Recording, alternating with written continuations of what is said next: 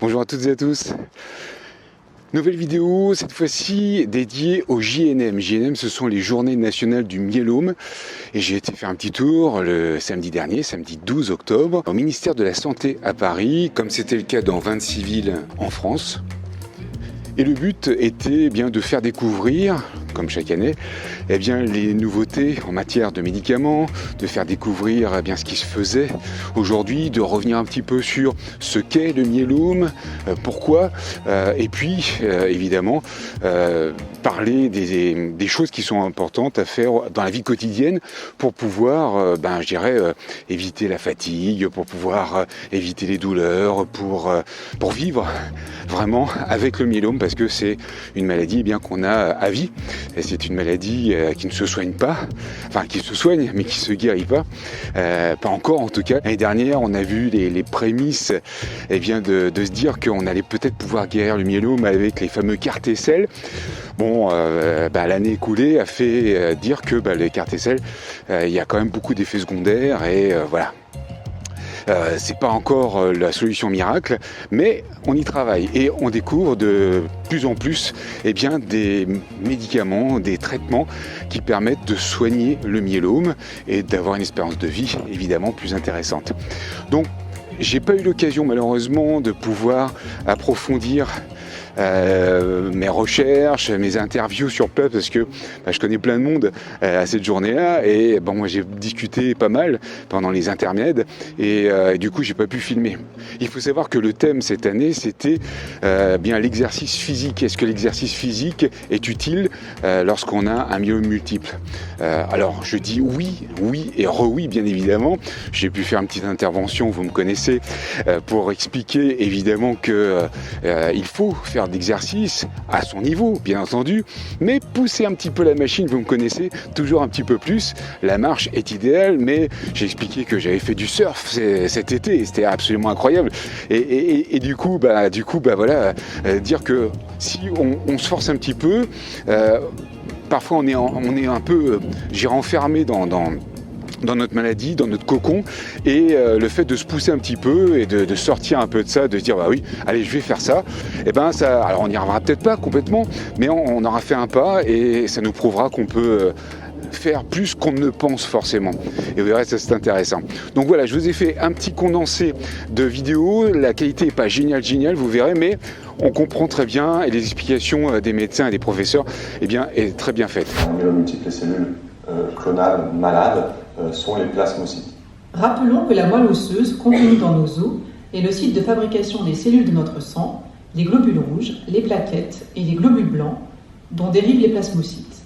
Les plasmocytes sont des cellules normales du système immunitaire dont le rôle physiologique est la production des anticorps. Dans le myélome multiple, cette cellule va devenir anormale, elle prolifère, devient clonale et elle produit en excès un certain type d'anticorps qui est toujours le même. C'est ça qui définit la présence d'un myélome multiple. Il n'y a pas un seul type de myélome, il y a plusieurs formes de myélome. C'est une maladie extrêmement hétérogène. La forme la plus classique est le myélome multiple à immunoglobine complète, qu'on appelle IgG ou IgA, avec une chaîne légère qui est soit kappa, soit lambda. Toutefois, il y a 15 à 20% des patients qui ont un myélome qui n'est pas fait de chaîne complète, mais uniquement de chaîne légère, qu'on appelle un myélome multiple à chaîne légère. Actuellement, les patients qu'on appelle maintenant éligibles à l'autogreffe, auparavant on disait les sujets jeunes, mais on dit maintenant éligibles à l'autogreffe parce que on mettait une barre d'âge qui était de l'ordre de 65-66 ans, et régulièrement maintenant des patients peuvent aller jusqu'à 70 ans pour avoir des traitements dits intensifs avec autogreffe.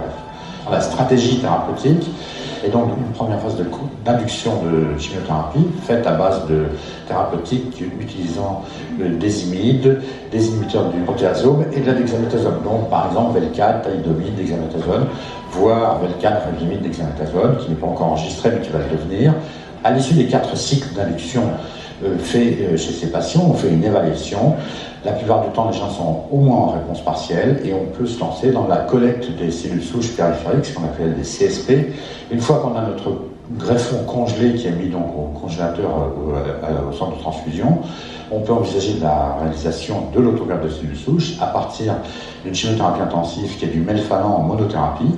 Suite à l'injection de la chimiothérapie qui dure 30 minutes, les cellules souches préalablement prélevées sont réinjectées 48 heures plus tard. Phase d'aplasie, où les patients peuvent présenter ce qu'on appelle une mucite orodigestive avec des aftes, des diarrhées, des épisodes infectieux, mais généralement cette phase se passe quand même relativement bien. À l'heure actuelle, en France et dans les pays européens, il est nécessaire de réaliser 2 cycles de consolidation après la greffe. Ces cycles de consolidation sont généralement à base des mêmes drogues qu'on a utilisées avant la greffe. Et enfin, on s'engage pour un traitement de maintenance. Actuellement, le traitement de maintenance reconnu et autorisé, c'est le lénaniclomide en prise orale, 3 semaines sur 4, à posologie réduite de l'ordre de 10 mg par jour, pendant une durée d'environ 2 ans. On a toujours des possibilités d'utiliser des nouvelles drogues, et notamment les anticorps anti-CD38, qui sont pour l'instant non autorisés en première ligne, mais autorisés à partir de la première chute, et qui sont extrêmement efficaces. C'est pour cela qu'il est important de savoir que même si on rechute à l'issue d'une autogreffe de première ligne, on a encore beaucoup de possibilités thérapeutiques. Notons que parmi les anticorps anti-CD38, le daratumumab est aujourd'hui disponible dès la 2e ligne en cas de rechute. L'isatuximab est quant à lui en cours d'étude. Des inhibiteurs du protéasome peuvent aussi être proposés. Il s'agit du carfilzomib ou de l'ixazomib. Enfin, des essais cliniques testant l'association de plusieurs molécules, mis en place par l'IFM, sont actuellement en cours. Et on vient d'avoir les résultats d'une grande étude menée par le groupe français qui comparait l'association Velcade-thalidomide dexaméthasone à l'association Velcade-thalidomide dexaméthasone et la nouvelle famille des anticorps monoclonaux anti-CD38, en l'occurrence le daratumumab. Et cet essai montre que l'on améliore la qualité de la réponse chez les patients qui reçoivent en plus le daratumumab et qu'on améliore par là même les durées de rémission. Et on a également des essais en cours qui visent à remplacer le bortezomib, donc le Velcade, par un nouvel inhibiteur du protéasome qui est le carfilzomib. Cela donne l'association carfilzomib, lénaniclomide et dexaméthasone, ou KRD. Cet essai a permis de montrer que l'association KRD permet d'obtenir des taux plus importants de maladies résiduelles négatives. Rappelons que la MRD ou maladie résiduelle est un nouveau critère de réponse au traitement qui détecte le nombre de plasmocytes malins parmi 1 million de cellules dans la moelle osseuse après le traitement. On parle de maladie résiduelle négative lorsque l'on retrouve moins de 1 plasmocyte tumoral parmi 1 million de cellules. Il s'agit du critère le plus puissant pour prédire la rémission ou la rechute après le traitement. Les objectifs des essais maintenant vont être de pouvoir guider notre traitement en fonction de l'obtention ou non de cette maladie résiduelle négative et voir si chez certains patients qui obtiennent très rapidement une maladie résiduelle négative, on peut éventuellement alléger le traitement et éventuellement se passer de l'autogreffe. Et à l'inverse, les patients qui ne vont pas obtenir aussi rapidement la maladie résiduelle négative, peut-être que ce seront les patients qui nécessiteront un peu plus de traitement.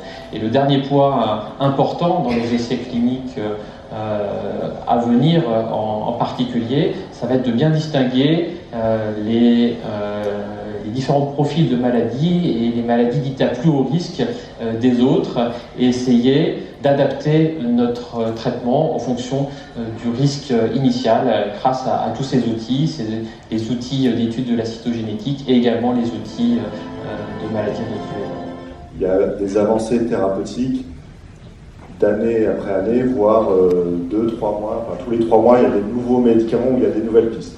Pour illustrer la vitesse à laquelle les choses progressent, je ne sais pas si vous avez très bien suivi ce qu'a dit le docteur Denis Caillot dans un des reportages.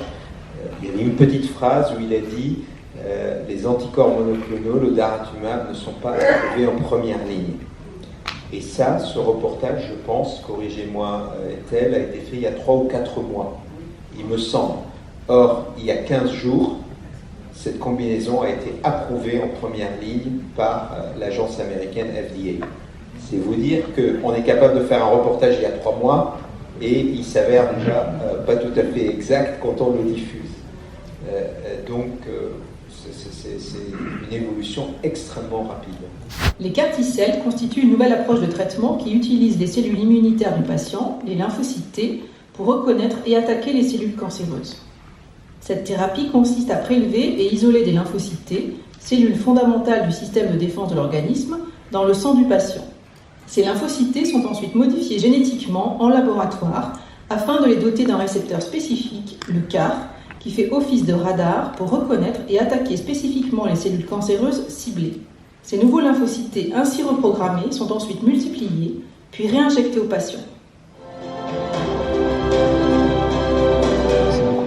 Il commence à y avoir des données suffisantes dans le myélome, avec des cas qui sont dirigés contre l'antigène BCMA, qui est exprimé sur les plasmocytes tumoraux, et qui, dans les premières études, ont montré une efficacité remarquable chez des malades qui étaient déjà beaucoup traités, avec 8 ou 9 lignes préalables de traitement, avec des résultats qui montraient plus de la moitié de réponses, dont des réponses extrêmement profondes.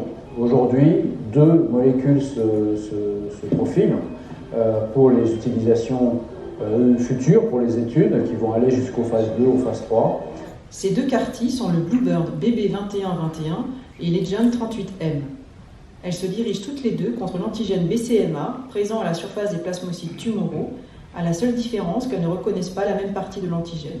Le BB2121 est déjà ouvert en France pour une étude de phase 2 chez des malades qui un petit peu moins lourdement traités, c'est l'avenir de ces cellules, qui sont donc des malades qui sont en moins bonne réponse après une première ligne de traitement. Et puis, il y a une étude qui ouvre là prochainement, donc 4 centres qui vont pouvoir participer à une étude de phase 3 qui s'appelle Karma 3 chez des malades qui ont déjà reçu entre 2 et 4 lignes de traitement. Dans cette étude de phase 3, 2 groupes de malades seront comparés. Un groupe recevant les CAR-T-cells anti-BCMA Bluebird incluant 250 patients et un groupe recevant une chimiothérapie incluant 120 patients. La deuxième, c'est donc un CAR anti-BCMA qui ne reconnaît pas la même partie de l'antigène BCMA et qui va donc suivre son développement, là encore, dans une étude de phase 2, de façon encore plus précoce, chez des malades en rechute, moins lourdement traités. Comme le journal de 20 heures s'en est emparé, alors du coup, on reçoit des appels, des emails en disant « je veux mes CAR-T-cells parce que ça va me guérir ». Malheureusement, on n'y est pas encore. On est vraiment à la phase, la génération, le logiciel 1.0, donc qui n'est pas encore tout à fait. Et puis ce traitement, il n'est pas anodin. Il a aussi ses propres effets secondaires. Oui, le CIRIC ILIAD, c'est 3 grands axes de recherche. Le premier, c'est un axe de médecine nucléaire.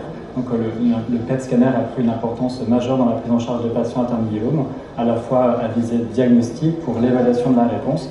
Et donc, un des axes du CIRIC, c'est d'améliorer l'imagerie métabolique avec notamment développer de nouveaux outils pour le diagnostic, pour l'évaluation de pronostic, mais aussi d'avoir de nouveaux éléments pour des thérapies ciblées, dans l'axe de la radioimmunothérapie notamment. Un deuxième axe important, c'est améliorer la connaissance des mécanismes de résistance au traitement. On a fait énormément de progrès au cours des dernières années, mais la maladie revient le plus souvent. Il faut qu'on améliore nos connaissances à ce sujet.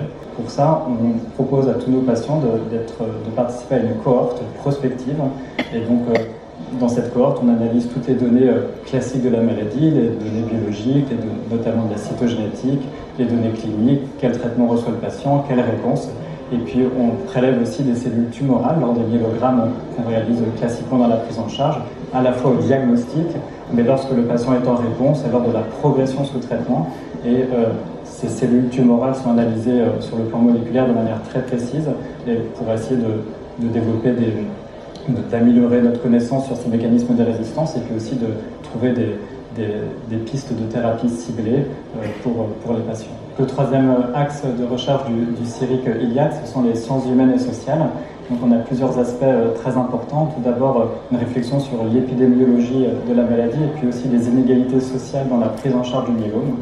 On a également un axe de recherche sur le retour au travail, qui concerne quand même beaucoup de patients atteints de myélome multiple.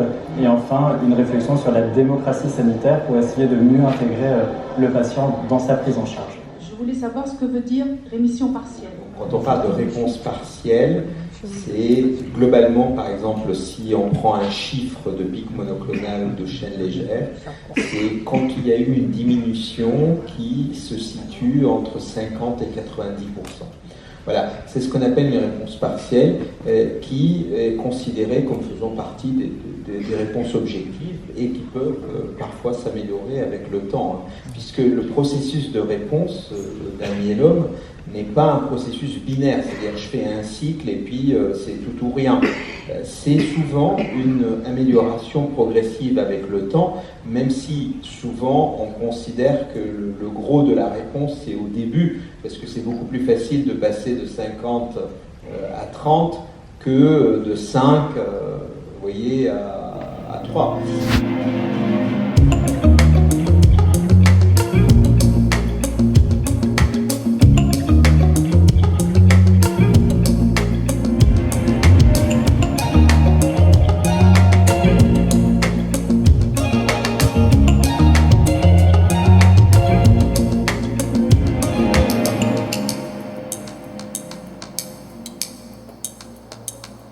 J'ai eu l'annonce de la maladie, c'est vrai que j'étais assez fatiguée et puis moralement, je pense que j'ai arrêté beaucoup de choses, aussi bien physiquement qu'intellectuellement.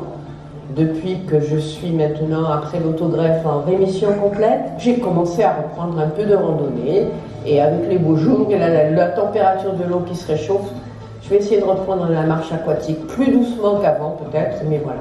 Reprendre ces activités et d'autres activités que je faisais avant me permettent de considérer comme si je n'étais plus malade.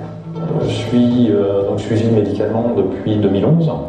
Je suis aujourd'hui sous traitement encore de maintenance suite à une deuxième autogreffe que j'ai faite au mois de novembre 2018. Alors, suite à la maladie, j'ai dû arrêter les sports un peu violents, un peu trop dynamiques, l'escalade, le rallye, les choses comme ça, bien évidemment, plus question d'en faire, du fait d'une fragilité osseuse un peu trop importante. Et donc je me suis adapté et j'ai commencé à pratiquer des sports plus soft, tels que la plongée, l'apnée, des sports comme ça. J'ai pu bénéficier effectivement l'année dernière d'un bilan pour l'activité physique adaptée qui a été réalisé ici à Nancy, au CHU. Et au fur et à mesure du temps qui passe, on s'aperçoit qu'on les pratique de façon beaucoup plus aisée et puis qu'on en tire un bénéfice physique important. Je veux dire, c'est au début, quand on sort d'autogreffe, on est capable de faire 100 mètres à pied. Et puis au bout de quelques semaines, et en travaillant et en suivant les conseils, on arrive à faire 1 kilomètre, 2 kilomètres, 3 kilomètres, voire plus. Tout dépend de sa motivation et de ce qu'on est capable de faire. On est entouré de gens qui, là, tiennent compte de nos problèmes, qui tiennent compte de nos soucis physiques, et puis qui nous permettent d'avancer. Et puis, bien évidemment, quand physiquement, on s'améliore, psychologiquement, ma foi, on n'en tire que du bénéfice, parce qu'on se dit, enfin, je suis capable d'avancer, je suis capable de faire des choses plus. Voilà, avant j'étais pas bien, maintenant j'avance. La pratique d'une activité physique adaptée rentre dans le cadre des soins de support qui accompagnent en fait les prescriptions médicamenteuses, le traitement du myélome. Concrètement, on a l'impression que ça réduit la fatigue, ça diminue le stress, ça peut améliorer le sommeil et puis les patients peuvent retrouver aussi une estime de soi, d'être capable de faire des choses. Actuellement, on se base un petit peu sur la préférence du patient. Est-ce que déjà il pratiquait une activité physique avant? Et puis sur les symptômes sur lesquels on veut jouer. Les programmes sont un peu variables selon les centres, selon les partenariats qu'on peut avoir. Nous, à Nancy, on a la chance de travailler avec le Centre universitaire de médecine du sport et d'activité physique adaptée. Donc il y a des gens moteurs qui ont développé un centre comme ça, qui à la fois travaille avec des sportifs de haut niveau et puis travaille avec tous les patients qui ont des maladies chroniques. Et on a développé un programme spécial myélome je pense qu'il y a une 50aine de patients qui ont pu bénéficier depuis l'an dernier. Et on travaille maintenant sur des projets aussi pour améliorer la qualité de la prise en charge. La volonté, c'est ensuite de pouvoir permettre aux patients de pratiquer l'activité physique près de chez lui. Donc il y a pas mal de partenariats avec des clubs sportifs ou des associations qui proposent des activités adaptées. Et les patients sont ensuite suivis à un rythme moins fréquent, par exemple tous les 3 mois, pour voir où ils en sont dans leur activité et voir les bénéfices. Sur tout ce qui concerne les maladies chroniques, les problèmes cardiaques, le cancer, et ils n'ont pas trouvé d'études qui démontraient qu'il y avait un inconvénient à pratiquer une activité adapté. Il y avait un bénéfice systématique. Il n'y a pas, au moins, si vous voulez, par rapport aux médicaments qu'on a évoqués au traitement, il n'y a pas d'effet secondaire. Alors j'ai bien dit activité physique adaptée. Voilà. Cette maladie m'a permis de prendre conscience de ma santé, de mon corps, et me permet finalement d'apprendre à m'occuper de moi. J'ai changé mon alimentation parce qu'avant d'être malade, je travaillais beaucoup. Je n'avais quasiment pas de temps à m'accorder. Je mangeais sur le pouce. Je ne faisais pas de repas de midi suite à mon autogreffe. Je me suis fait plaisir. Donc je m'achète des légumes et des fruits dont j'ai envie. Je me surprends à avoir le plaisir de les cuisiner. Et je fais 3 repas par jour. Et je découvre la cuisine. La diététicienne me donne des tas de conseils, autant d'hygiène, par exemple, ne pas traîner la vaisselle, ne pas faire la cuisine à l'avance. La chose importante, c'était de laver des légumes et les fruits à l'eau vinaigrée, ce que je faisais avant et que je continue de faire toujours. Donc il faut agrémenter, il faut manger sans sauce, léger, le lave-volaille, du poisson, des œufs, enfin toutes les protéines, un peu de légumes verts, un peu de féculents, mais tous les féculents, il n'y a pas que les patates, il y a les pois chiches, il y a les lentilles, qui sont très très bonnes sources de fer, comme on manque de globule, et manger vraiment de tout. C'est sûr qu'en sortant de l'hospitalisation avec les problèmes de mucite, c'est fromage blanc compote. Donc le diététicienne de l'hôpital Saint-Antoine nous avait dit vous mangez ce que vous pouvez, ce que vous voulez, mais vous mangez. Ça c'est un petit déjeuner, vous mangez 4 petits déjeuners dans la matinée, mais vous mangez. Le myélome, c'est une maladie cancéreuse de la moelle osseuse et comme tout cancer, elle s'associe souvent à une perte d'appétit et donc à une dénutrition. Et cette situation peut être aggravée par le fait que dans le myélome, on rentre souvent dans la maladie par des douleurs osseuses, des tassements, des fractures qui rendent le patient relativement immobile et qui contribuent encore plus à une fonte musculaire et donc à une perte de masse musculaire. Le gros objectif, c'est d'éviter donc la dénutrition et comment on va essayer d'éviter cela, c'est d'essayer de préserver une masse musculaire suffisante. Alors comment préserver la masse musculaire suffisante? C'est d'avoir des apports en protéines suffisants, donc tout ce qui est produits laitiers, viande, volaille, poissons, etc.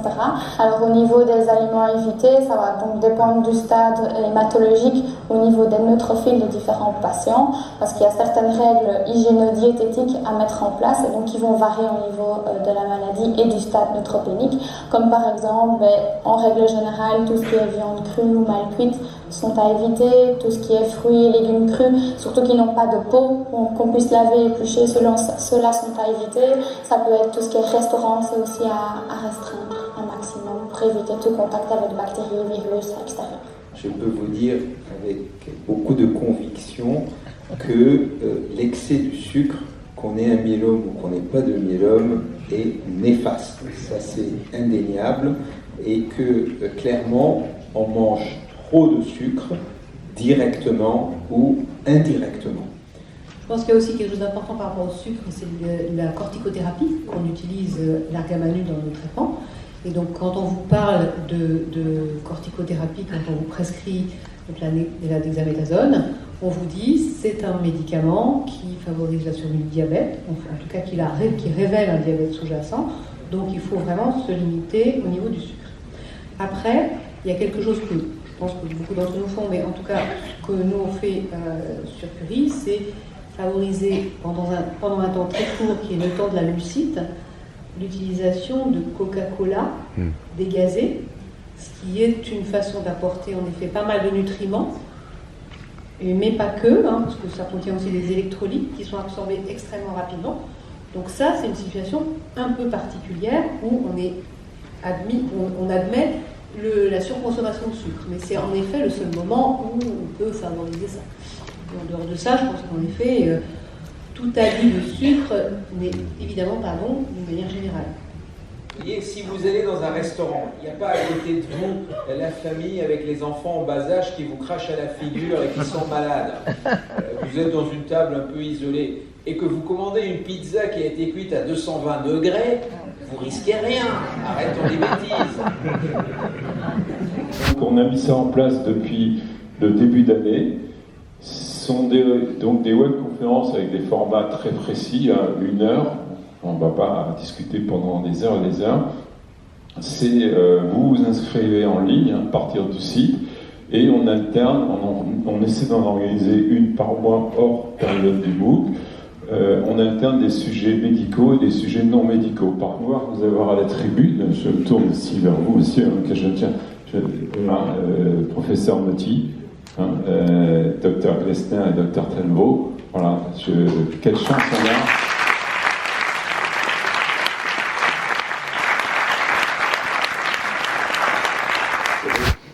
Bon, j'espère que vous en savez un petit peu plus maintenant sur le myélome multiple, sur les traitements, sur ce qui va se passer.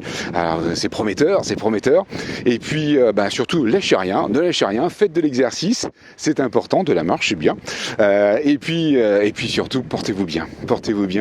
Je vous embrasse et surtout, profitez de la vie.